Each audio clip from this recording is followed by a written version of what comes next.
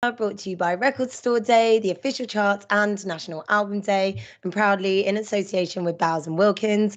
My name is Jess Izzat. Thank you so much for joining us. We're very excited to say that our guests this evening are local natives to talk all about their brilliant new album, Time Will Wait for No One.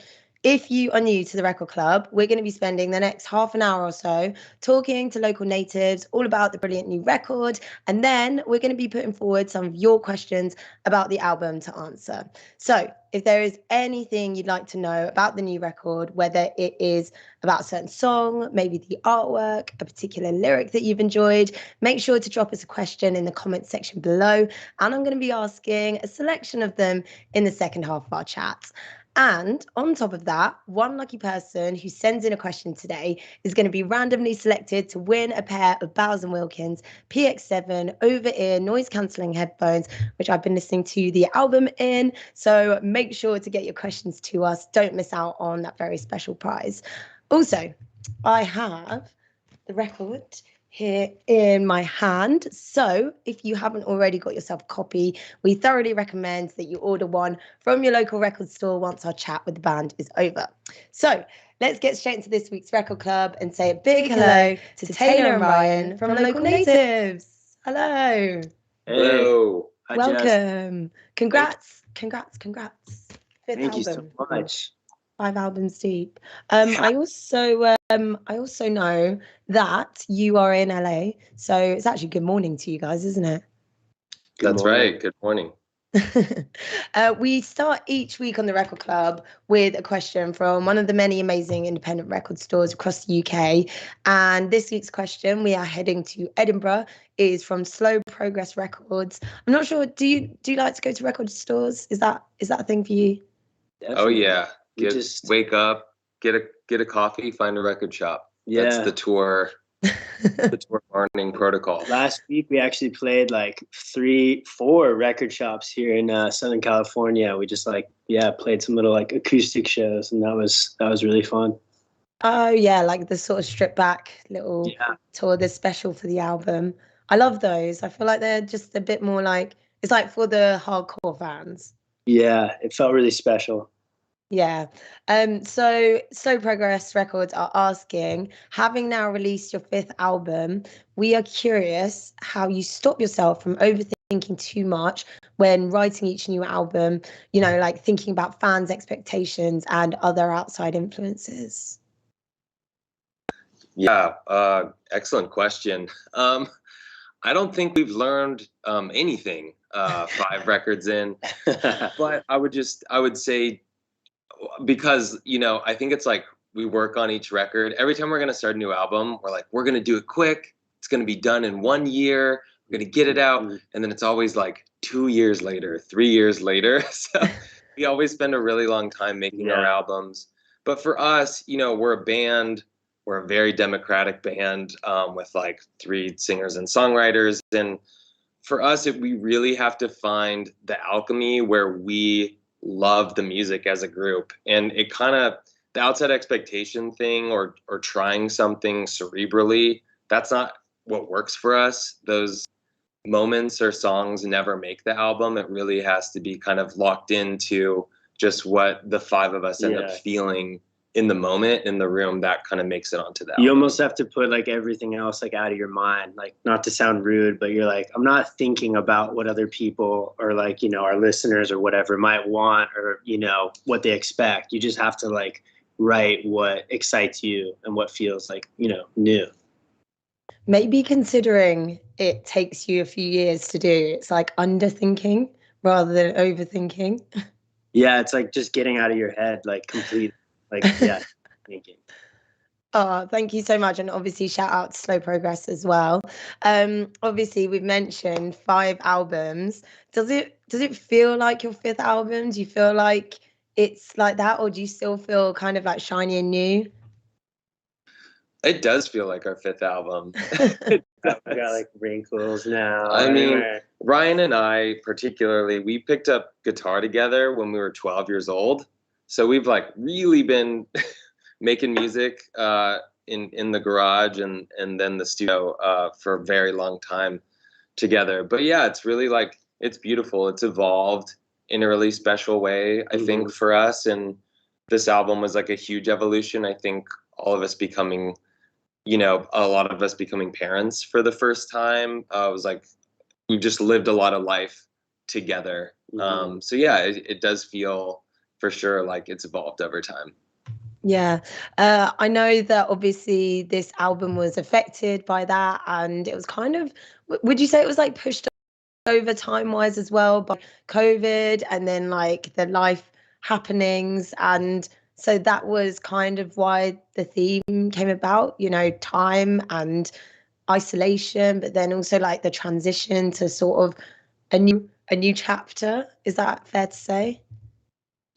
That's like a perfect summary, really. Yeah, You nailed it. that's good. Yeah, absolutely. I mean, I think to go off of that, local natives, we've like lived together and been together in each other's orbit really daily for like decades at this point, because we did start when we were kids in school. And it was the very first time in our lives that we were kind of isolated, and everybody experienced isolation in that time. So I think everybody can relate to that. For us, an added dimension was from the band, was from live performance. It was the longest we'd ever not performed a show since we were 15 years old. And yeah, it was a really, really difficult, hard time for us, that first time period. And it took a lot for us to kind of come back, retake like a look in the mirror and kind of blow everything up and over from where we were in that moment. And it kind of brought us like to the brink, really. Like there's a lot of tension and compromise in a band like ours, and it definitely ended up being really amazing. I think the album title, Time Away for No One, was these themes that came out both in our personal lives and what we were going through as artists and as a band, because it felt like, even when everything was paused, time is moving and changing everything all the time. And what you really have, the end of that lyric is, but I'll wait for you.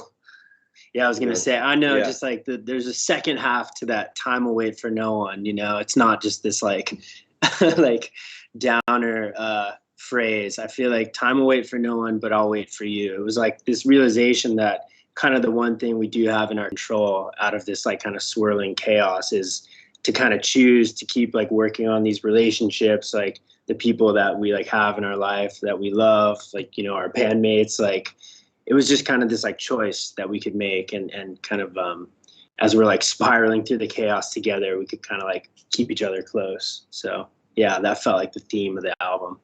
It's so interesting. I feel like there's so many things that like weave into this. There's like, I feel like thematically, that's come out and a lot of people relate to it. And I don't know whether it's just me or maybe it's like a new wave of it, or I guess COVID, a lot of people were like thinking about it. But there was previously such a focus on youth, especially in culture and music. And then now it's more looking at like change and experience. And I feel like now is the time. But also this idea that like you said, like you guys will wait for each other. So like me and my friends obviously talk a lot about like doing things at a similar time, or like, not one person evolving further quicker than the other. Was there ever a sort of fear within the band that might happen? I think there was, for us, there was one moment in the creation of this record that really stands out. We had all been kind of isolated and away from each other for a long time. And then kind of between things and waves, we got a chance to play like the very first week that the Greek in LA reopened. It was 2021, right? Mm-hmm. In 2021, everyone had been away for so long. We got to play this show in our hometown. It was sold out, like this incredible night. Like the air was truly like buzzing, I think, just with the energy of everybody being able to do that. And yet in that moment, we weren't sure as a band right then how we were going to move forward. And we were still in the mix of like, are we evolving so differently now, with this new phase and stage of life and what we all want creatively and in our lives. So yeah, it was like, you know, I think a lot of people experience that too. Again, I've heard it a billion times, but for us, there was a real reckoning with ourselves and with our life. And that was like, in a way, the wildest like example, or kind of like a low point tied with the high point. But over the next year and a half is where we kind of like then refound that connection with each other and with the music that we were making, and it felt pretty redemptive to us. Do you remember the first song that sort of came out of that moment? Is it one that's on the record?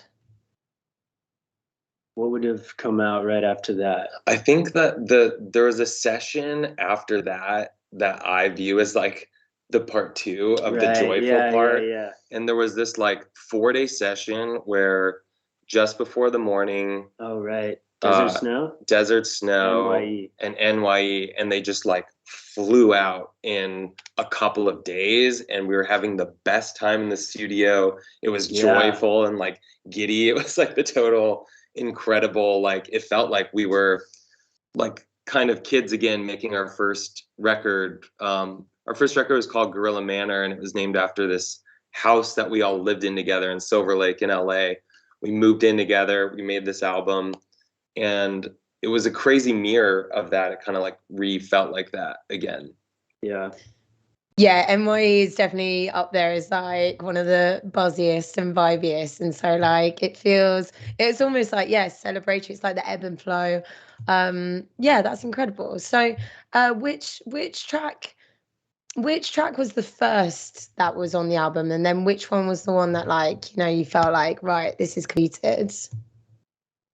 Oh man, I felt like it was such like a long process, fits and starts, you know, like Taylor was saying, like some 4 days here, 4 days there. And so it's hard to even know. We like ended up writing like over 20 songs, which for us is a lot. And I'm trying to think of moments where it really felt like it was like, all right, we're on to something. Well, the very first session, I remember Paper Lanterns, Ava. Mm-hmm.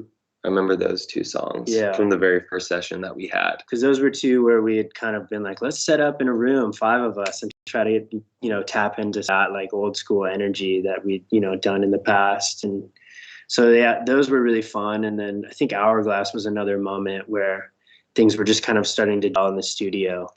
Well, they were fun, but also there were songs like, as opposed to NYE, which came together in like 2 days, like the entire song, and we were having a blast. To finish those songs took over a year, you know, and it was really like difficult to like get ourselves through them and like find the identity of those to get them to like a finished spot. Yeah. Remember, you guys at home, you can ask any question you like about the albums to get involved, because I'm going to be getting to them soon. So with this album, I did notice a couple of things. So on a first listen, I was like, oh, this is nice. And I was like, 10 songs, that seems like pretty short, like not like masses, like not a massive album. It's not like a 20-track album. And then I listened again and I was like, wow, some of the lyrics like really stand out in this. And I feel like there's a lot of energy around tied to like landscapes and sort of earth and nature. And I feel like there's a lot of that tied in there. And then you listen again and you're like, just this production is so tight. With you guys, what's been most important for you, like lyrics or general sound or the production? Like what comes first for you as a band? I mean, we've always kind of been like a melody first. Like we usually sit down, me, Taylor, or Kelsey, we'll sit down on guitar or keys and just like write a song. And then unfortunately, it seems like lyrics are always left to the very last minute. Not to say that like we don't care about them, because then we end up like, you know, really working, like banging our heads against the wall, like making sure the lyrics like feel great. But I've always like wished that we could be like a band that had like notebooks of lyrics. Like here's like a poem, and now I'm just gonna set it to music. But it's just never really been that way for us. You always have notebooks full of lyrics, right? Yeah, but it's we like just the throw them all out. scrawlings of a madman, and I'm like, I don't know. Yeah, but I think you're selling yourself short. I think we just throw most of your lyrics away. I don't. Is that true? Well, I'm just saying you have notebooks full of lyrics that are wonderful. Oh, okay. Yeah, I would just say like our process is just like piggybacking off what Rye said. We're really like songwriting first and vocal melody and kind of harmony first, and it's us around a piano, around an acoustic guitar, and we've just found the song really needs to kind of like speak and just feel great at that level for us to then kind of take it to the band, take it in the studio. So we always kind of start at that basic place, or often do. And then we throw it into the band and the song can like really get flipped around. I think we try and be very open, not have too much of a preconceived notion. Because we've just found by album 5 that when we're surprised by what the band does to a song, that leads to like the most exciting feeling in the room for us. It's funny because that question obviously came from like pure curiosity, because I'm like looking at the lyrics and just things like I don't know, like in Paradise, I feel like I think the main lyric is something like Paradise is on fire, and I'm just like, wow, this either has some like burning like meaning behind it, or the fact that you guys have like focused so much on the music and then managed to fit sort of poetic juxtapositions in there. And I'm just like, what is going on in those brains? Especially with 5 of you there as well, making the music as well. Does that ever come into it? Like, is there ever a push and pull between you? Every single time. Yeah. I mean, that's kind of I guess the blessing and the curse of our band is it does, it's like maybe you are personally excited about something, and then you kind of have to get like 4 other people like on board, and is this kind of push and pull. But there is also this thing of like we end up making something that as like just one person you couldn't have made. There is this kind of strange alchemy with it, and I think we end up, the songs that end up like kind of like rising to the top are ones that we're all excited about, that like we all feel like, I don't know, they feel special. So it's past this kind of like filter or this like test with all 5 of us. And so, yeah, it's a it's a tough process at times, but I think more and more like the idea of being in a band, especially a band like ours where everyone's involved, it's not just like one person and everyone else just kind of falling in line. It does feel more and more special. And I think like we were saying, like the longer we've done it, the older we get, I think we've like kind of had more gratitude for it and like learned to appreciate it more. So yeah, I think we're just gonna keep at it and try to kill each other. Yeah, I think another thing I'd say just on top of that is like we used to kind of like in a joking way, but compared like the politicking of the band, even within songwriting, to like a Game of Thrones vibe, where it's like, you have to get people on board with you, and you're trying to collect votes and get like your path to the throne secured. Like I remember with NYE, I was like, ooh, is it going to be a tough sell? I don't know if I'm going to get Kelsey on board because it's not a very Kelsey song. Kelsey okay, but and then I was like, Kelsey, maybe you could play bass on this one, because he like never plays bass. I was like, maybe if you play bass, he'll get excited about it. And I think we won him over. We definitely did. But I think actually, like I was going to say, I think what part of what we went through from the whole isolation period to like coming back together was to kind of loosen the kind of combative nature of that dynamic and really lean into trusting each other a lot more. I felt like we took some really, like important, like serious steps towards putting that into the vibe of our collaboration. And I can really hear that all over the record. And I think NYE is a good example of that, where I felt like you were tensed and braced for it to be a battle, but ready for a fight. I'm in love. Ready for like red wedding vibes in terms of Game of Yeah, Thrones. But before we get into that, I mean, we don't have time. Ella on National Album Day's Facebook said, even though this album is number 5, was there anything new that you learned during the album recording and writing process? Yeah, I mean, like Taylor said, I think like we've like learned to trust a lot of our like instincts and trust ourselves. Like I think we've grown a lot as producers, at least personally. Like I spent a lot of time over the past couple of years learning like in studios and at home, and a lot of the songs I'll bring to the table are like more fleshed out demos, and I feel more comfortable going into a studio being like, all right, we're gonna use this compressor. And so there's like process things where it feels like you have an idea in your head and you know how you want it to sound, and now you can get in there and like make it sound how you want. I mean, these guys were really supportive. I feel like I was able to kind of like flourish in that role more on this record. But yeah, then it is just like trying new sounds and not necessarily like jumping to like, you know, your gut reaction being like, oh, it sounds weird, I don't want to do that. I think we were much more open to being like, yeah, bring it on. Like, let's see like what happens. And I think that added like I don't know, just a fun and kind of like a lightness to like a lot more of the songs. Yeah, back to what you said, less thinking. I think Yeah. every album is like less and less and less thinking and just more feeling and more space. And Yeah. that seems to like kind of help open up the flow. Yeah. Sam on the Record Club's YouTube has asked, who was the first person that you played the album to? Oh, good Ooh. question.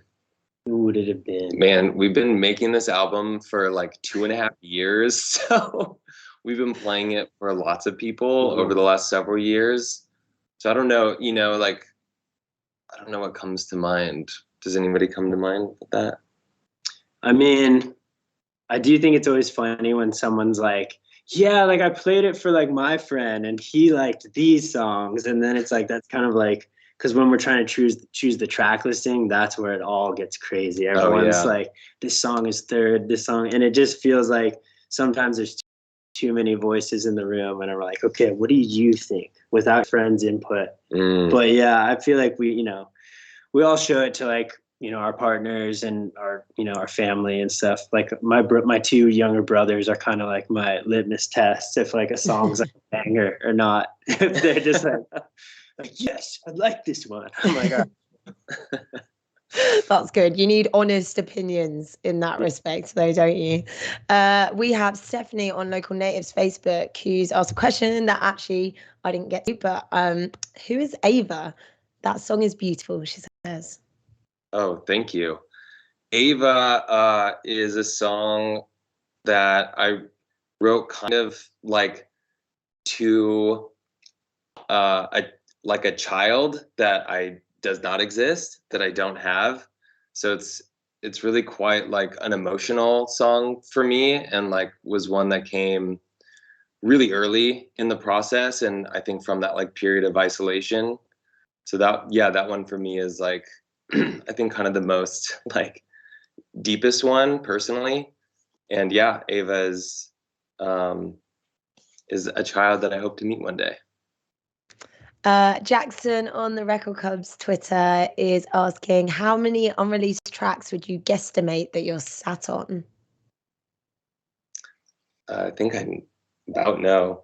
Yeah, like Ryan said, we ended up, so the whole arc of like this album cycle was like this whole start and kind of refinding it, and then it led to the most prolific time period we've ever had as a band.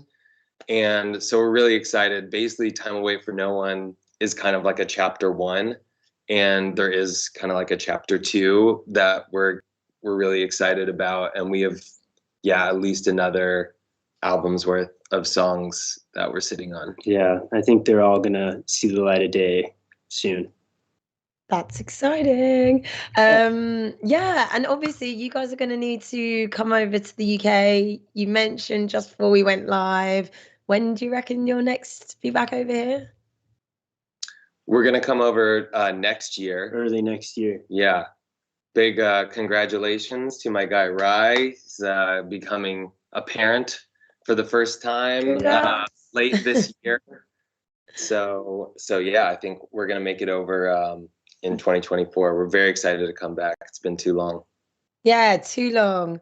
All right, well, that is actually all we have time for today. We have loved having Taylor and Ryan of Local Natives join us. Obviously, at home, make sure to treat yourself to a physical copy of Time Will Wait for No One now that this episode is over by picking one up from your local record store. Support your local. I am also excited to announce that this week's winner of the Bowers and Wilkins Wireless Headphones Prize is Sam on the Record Club's YouTube page. Well done. Congratulations. You need to slide into the Record Club's DMs and we'll get those headphones to you. My name's Jess Izzat. Thank you so much for joining us and sending in your questions. Our next guest is going to be announced on the Record Club social media very soon. So make sure you're following us, and all previous episodes are available for you to watch back on our YouTube channel. Ryan and Taylor of Local Natives, thank you so much. Thank you, Jess. Thanks for having us. Thanks.